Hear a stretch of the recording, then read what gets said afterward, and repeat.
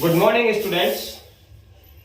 आप सभी को जैसे पता है कि हम प्रत्येक रविवार को साइकोलॉजी की क्लास स्टार्ट करते हैं। आज हम नई क्लास स्टार्ट करें उससे पहले आपको स्मरण करा दूं कि पिछली क्लास जो है वो हमने शिक्षण सूत्र की पूरी की थी। आई होप आपको अच्छे से वो समझ में आए होंगे। आज हम नई क्लास स्टार्ट करें उससे पहले आपसे ये कहना चाहूंगा कि अगर अभी तक आपने मेरे इस चैनल को लाइक सब्सक्राइब नहीं किया है तो सबसे पहले लाइक कीजिए, फिर सब्सक्राइब कीजिए। आपके स्क्रीन पे साइड में बेल आइकन है, उस पर क्लिक कीजिए ताकि भविष्य में अपडेट होने वाली हर क्लास का नोटिफिकेशन आपको समय पे मिल सके और आप उसका लाभ उठा सकें। तो स्टूडेंट्स, अब हम प्रारंभ करते हैं आज का अपना टॉपिक। आज हम बाल मनोविज्ञान के बारे में पढ़ेंगे। बाल मनोविज्ञान क्या है, बाल मनोविज्ञान का अर्थ क्या है, किन किन विद्वानों ने बाल मनोविज्ञान के बारे में क्या कहा है, हम बाल मनोविज्ञान के अंतर्गत किन किन बातों का अध्ययन करते हैं, इन सब के बारे में हम विस्तार से परिचर्चा करेंगे। अगर हम पहले शाब्दिक अर्थों की बात कर लेते हैं तो स्टूडेंट्स, इसका मतलब है बाल मनोविज्ञान, यह है शाब्दिक अर्थ। अब इसका अर्थ करेंगे बाल यानी बालक का, मनोविज्ञान यानी मन का अध्ययन। बालक के मन का अध्ययन करने वाला जो विषय है वो होता है बाल मनोविज्ञान। ये जो बाल मनोविज्ञान है इसमें हम अध्ययन करते हैं गर्भकाल से लेकर के और 12 वर्ष तक की जो आयु का बच्चा है उसका हम विस्तृत रूप से इसमें अध्ययन करते हैं। साथियों, सवाल यह है कि गर्भकाल से लेकर के और 12 वर्ष तक की आयु के बालक के हम किन किन बातों का अध्ययन करते हैं। तो सबसे पहले हम किस चीज का अध्ययन करते हैं? सबसे पहले हम अध्ययन करते हैं बालक के विकास का। बालक के विकास का, विकास का मतलब बालक, विकास और वृद्धि, विकास और वृद्धि, इन दो चीजों का अध्ययन करते हैं। आगे हम पढ़ेंगे अभिवृद्धि और विकास, उसमें हम डिटेल से परिचर्चा करेंगे। साथियों, गर्भकाल में स्थान ग्रहण करने से लेकर के 12 वर्ष तक की आयु तक के बालक का विकास किन किन स्तर से होकर के गुजरता है और किस प्रकार से वो विकसित होता है, इस बात का अध्ययन हम करते हैं बाल मनोविज्ञान के अंतर्गत। साथ में हम भाषा का अध्ययन करते हैं, बालक की भाषा का। बालक में भाषा का विकास होता है। आपको पता है, आप सब जानते हैं, हम सब महसूस करते हैं, हमने अनुभव भी किया है कि एक छोटा बच्चा जब जन्म लेता है उस समय उसकी भाषा का विकास बिल्कुल नहीं होता है, वो बोलना नहीं जानता है। लेकिन जैसे जैसे वो बड़ा होता है, उसकी वृद्धि होती है, उसका विकास होता है, उसमें भाषा का विकास होता है, एक एक अक्षर बोलना शुरू करता है, एक एक शब्द बोलना शुरू करता है और फिर धीरे धीरे ऐसा होता है कि वो लंबे लंबे सेंटेंस बोल करके अपने विचारों को अभिव्यक्त करना प्रारंभ कर देता है। तो वो किस प्रकार से भाषा का विकास उस 12 वर्ष तक की आयु के बच्चे में होता है, साथियों, हम इस बात का अध्ययन बाल मनोविज्ञान के अंतर्गत करते हैं। साथ में बालक में उम्र के अनुसार जैसे जैसे उसका विकास होता है, उसकी वृद्धि होती है, उसी के अनुसार उसमें मानसिक शक्तियों का भी विकास होता है। एक वक्त ऐसा होता है जब बालक की मानसिक शक्तियां इतनी विकसित नहीं होती हैं कि वह अपनी बात को तर्क के साथ में अभिव्यक्त कर सके या प्रस्तुत कर सके। लेकिन जब बच्चा 12 वर्ष की आयु तक पहुंच जाता है, वो अपनी हर बात को तर्क के साथ में प्रस्तुत करना प्रारंभ कर देता है। वो उसकी मानसिक शक्ति का विकास होता है, उसमें सोचने और समझने की क्षमता विकसित हो जाती है, वो उसका मानसिक शक्ति का विकास होता है। और इन सारी बातों का अध्ययन हम बाल मनोविज्ञान के अंतर्गत करते हैं। फिर बात करते हैं इसके अलावा हम किस चीज का अध्ययन करते हैं। बालक में बुद्धि जो है वो धीरे धीरे बुद्धि और विवेक ये धीरे धीरे उसमें बढ़ता जाता है। ये किस क्रम में बढ़ता है, किस प्रकार से वो उसमें विकसित होता है, इन सारी बातों का अध्ययन हम बाल मनोविज्ञान के अंतर्गत करते हैं। आगे इसके बाद में हम उसमें सीखना, हर स्तर के ऊपर हमारे सीखने की क्षमता अलग अलग होती है। हमारे जीवन की कुछ अवस्थाएं ऐसी होती हैं जिनमें हम बहुत तेज गति से सीखते हैं, जीवन की कुछ अवस्थाएं ऐसी होती हैं जिनमें हम थोड़ा मंद गति से सीखते हैं। तो इस बाल्यकाल में यानी 12 वर्ष की अवस्था तक बालक में बुद्धि का विकास किस गति से होता है, किस प्रकार से होता है, इन सब बातों का अध्ययन हम बाल मनोविज्ञान के अंतर्गत करते हैं। इसके बाद में हर व्यक्ति का अपना व्यक्तित्व होता है। जन्म लेने वाले हर बच्चे को अपने व्यक्तित्व का विकास करना होता है।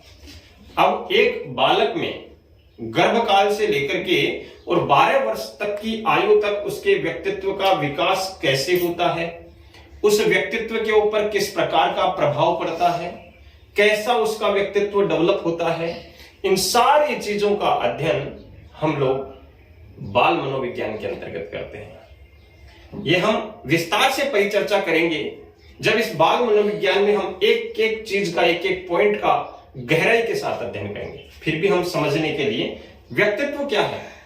साथियों, जन्म से कोई बच्चा चोर नहीं होता है, जन्म से कोई बच्चा डकैत नहीं होता है, जन्म से कोई बच्चा संत या साधु नहीं होता है, जन्म से कोई बच्चा डॉक्टर, इंजीनियर नहीं होता है।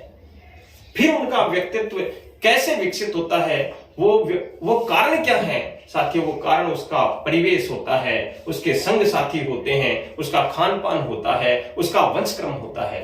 ये सारी चीजें जो हैं ये बाल मनोविज्ञान के अंतर्गत आती हैं और आगे हम इन सब का विस्तार से अध्ययन करेंगे। फिर दूसरी बात, हम बाल मनोविज्ञान में और किस चीज का अध्ययन करते हैं? साथियों, हमारा जो वंशक्रम है, इस वंशक्रम का प्रभाव जो है वो वृद्धि पर पड़ता है, या वंशक्रम का वृद्धि में क्या योगदान है? आनुवांशिकता का मां बड़ी है या लंबी है, पिता भी लंबा है, बेटा जो है वो नाटा रह गया, छोटा हो गया, मां गोरी है, पिता भी गोरा है, लेकिन बच्चा काला हो गया, उसका कारण क्या होता है? ये ऐसी चीजें हैं जिन पर वंशक्रम का प्रभाव पड़ता है। आपने अपनी दादी नानी से सुना होगा, जब बच्चे के लिए कोई पूछता है कि ये किस पे गया है, तो वो बताते हैं, कभी कहते हैं पिता पे गया है, कभी कहते हैं माँ पे गया है, और कई बार ऐसा होता है जब आपने सुना होगा कि ये बताते हैं अपने दादा पे गया है, अपने ताऊ पे गया है, अपने नाना पे गया है, अपने मामा पे गया है। ये सब क्या है साथियों? ये सब वंशक्रम है और वृद्धि के ऊपर वंशक्रम का प्रभाव पड़ता है। हम बाल मनोविज्ञान के अंतर्गत वृद्धि में वंशक्रम का क्या योगदान है, इसी के बारे में विस्तार से परिचर्चा करते हैं। इसके बाद में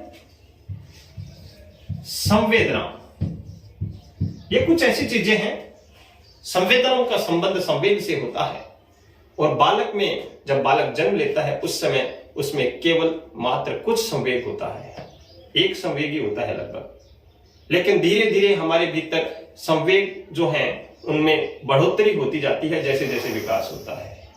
वो किस प्रकार से होता है उसका हम अध्ययन करेंगे।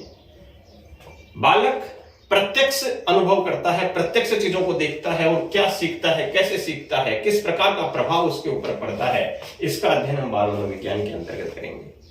कल्पना जो है उसका अध्ययन, कल्पनाएं करना सीखता है बच्चा बाद में, जन्म के समय तो नहीं होता, लेकिन धीरे धीरे कल्पनाओं को करना सीखता है, और वो कल्पनाएं कैसे करता है, कैसे सीखता है, इन सब चीजों का अध्ययन भी हम बाल मनोविज्ञान के अंतर्गत करते हैं। साथ में मानसिक क्रियाओं की उत्पत्ति जो बालक में होती है, जिज्ञासा, सीखने की अभिलाषा, जानने की अभिलाषा, कुछ करने की अभिलाषा, ये मानसिक क्रियाएं हैं, इनकी उत्पत्ति कैसे होती है और बालक का विकास किस प्रकार से होता है। साथियों, हम मनोविज्ञान के जिस शाखा में या जिस भाग में हम लोग इन सब बातों का अध्ययन करते हैं वह बाल मनोविज्ञान होता है। अब हम सारी चीजें इसमें पढ़ चुके हैं, सब कुछ मैंने आपको बता दिया। अब स्पष्ट यह होता है कि कोई आपसे पूछे बाल मनोविज्ञान क्या है, तो आपका जवाब क्या होगा? साथियों, आपका जवाब होगा बाल मनोविज्ञान मनोविज्ञान की वह शाखा है, वह भाग है, वह अंश है जिसमें हम 0 से यानी गर्भकाल से लेकर के 12 वर्ष तक की आयु के बच्चे का विकास कैसे होता है, उसकी वृद्धि कैसे होती है, उसमें किस प्रकार से भाषा का विकास होता है, किस प्रकार से वो मानसिक रूप से विकसित होता है, इन सारी चीजों का अध्ययन उस भाग में करते हैं, उस शाखा में करते हैं, जिसे हम क्या कहते हैं? बाल मनोविज्ञान। अनेक विद्वानों ने इसके बारे में अपने अपने तरीके से अनेक परिभाषाएं दी हैं, जिसमें सबसे पहले नाम आता है क्रो एंड क्रो का। हम जब भी कुछ पढ़ते हैं उस तथ्य, उस कॉन्सेप्ट के लिए परिभाषाओं का क्या महत्व है, सबसे पहले आपको यह समझना होगा। हमने इतना जो कुछ पढ़ा है उसको जो लेखक हैं, जो विद्वान हैं, जो मनोवैज्ञानिक हैं, उन्होंने छोटी छोटी बातों में, छोटी छोटी परिभाषाओं में ही उस बात को स्पष्ट कर दिया है। तो स्पष्टीकरण के लिए परिभाषाएं बहुत आवश्यक हैं। जैसे क्रो एंड क्रो ने क्या कहा है, बाल मनोविज्ञान वह वैज्ञानिक अध्ययन है जो व्यक्ति के विकास का अध्ययन गर्भकाल के प्रारंभ से लेकर के किशोर अवस्था की प्रारंभिक अवस्था तक करता है।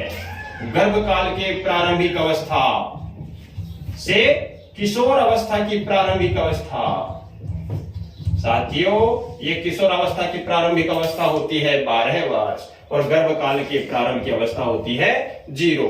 इसमें उसका अध्ययन कैसे होता है, किस प्रकार से होता है, इसका अध्ययन हम लोग बाल मनोविज्ञान के अंतर्गत करते हैं। ये कहा है क्रो एंड क्रो ने। इसके बाद में दूसरे जो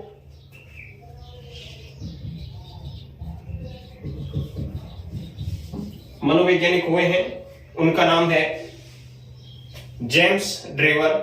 और जेम्स ड्रेवर जो हैं उन्होंने क्या कहा है, उन्होंने कहा है बाल मनोविज्ञान के अंतर्गत, यानी बाल मनोविज्ञान मनोविज्ञान का वह अंश है, वह भाग है, वह शाखा है जिसमें हम जन्म से लेकर के और बालक की जो परिपक्वावस्था है, यानी बालक जिस अवस्था में परिपक्व हो जाता है उस अवस्था तक का अध्ययन करते हैं। और वो अवस्था है 12 वर्ष की, 0 से लेकर के 12 वर्ष की जो अवस्था है उसमें हम बालक के विकास का, संपूर्ण विकास का अध्ययन करते हैं, वो होता है बाल मनोविज्ञान। इस प्रकार से आज के इस क्लास में हमारा कॉन्सेप्ट है बाल मनोविज्ञान की अवधारणा और परिभाषा, ये स्पष्ट हो गया है। क्लास समाप्त करें उससे पहले एक बार फिर से आपको बता देता हूं, बाल मनोविज्ञान मनोविज्ञान की वह शाखा होती है जिसमें हम जन्म से लेकर के, यानी गर्भकाल की प्रारंभिक अवस्था से लेकर के और परिपक्वावस्था यानी किशोर अवस्था की प्रारंभिक अवस्था